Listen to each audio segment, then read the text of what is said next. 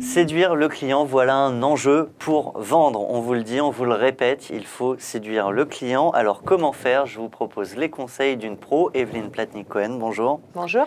Evelyne Platnik-Cohen, fondatrice, dirigeante de Booster Academy. Alors est-ce que ça veut dire qu'il faut être beau ou belle pour vendre? C'est une excellente question. En fait, j'ai une de mes clientes qui vient me voir, une femme de 52 absolument superbe et qui me dit je suis en train de perdre mon pouvoir de séduction, je vieillis, donc il va falloir que je sois meilleure en vente parce que je n'ai plus aucun moyen de séduction. Enfin, en tout cas, d'année en année, je le perds. Et là, je me suis posé une vraie question, parce que vous dire les choses comme ça de façon aussi crue, c'est quand même relativement rare.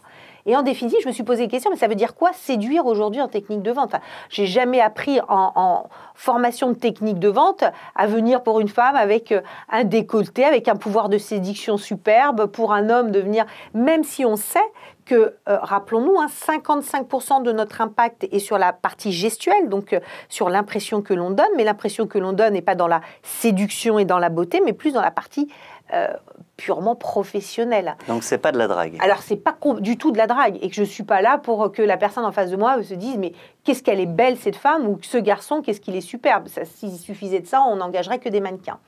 Alors je suis allée rechercher qu'est-ce que l'acte de séduction et là je suis allée chercher chez les auteurs grecs les trois pavés de la séduction. Alors le premier pavé c'est le logos, c'est-à-dire la capacité à bâtir un argumentaire, à bâtir une logique, ce qu'on appelle le storytelling. Donc, ça va être tout autour du mot, de la façon dont je vais pouvoir annoncer mes différents arguments. Ensuite, on a le pathos. Le pathos, c'est le deuxième point qui est essentiel. C'est tout ce qui va tourner autour de la logique relationnelle avec l'autre.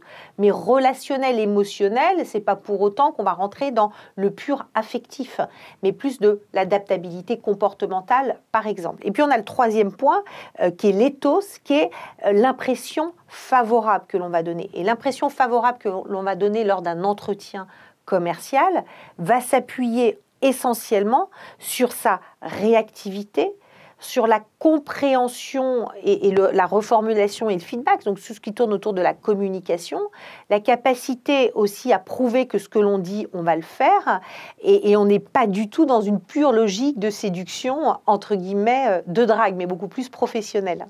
Alors dans la vie, on peut être séduit par des yeux qui pétillent, par une force de conviction. Est-ce que ça, par contre, ça reste valable pour le business? Oui, puisque dans nos 55% autour de la gestuelle, moi je me souviens d'ailleurs de ma toute première vente quand j'avais 21 ans, j'étais agent immobilier à l'époque, et la cliente m'avait dit « Vous avez un regard tellement franc, tellement honnête que oui, je vais vous donner mon mandat de vente, je ne l'ai donné à aucun agent immobilier jusqu'à présent. » Et clairement, ce qui l'avait séduit, c'était la volonté, c'était l'envie à ce moment-là, elle y croyait, elle sentait que j'étais là pour l'aider. Mais on voit bien qu'on est dans une séduction extrêmement professionnelle.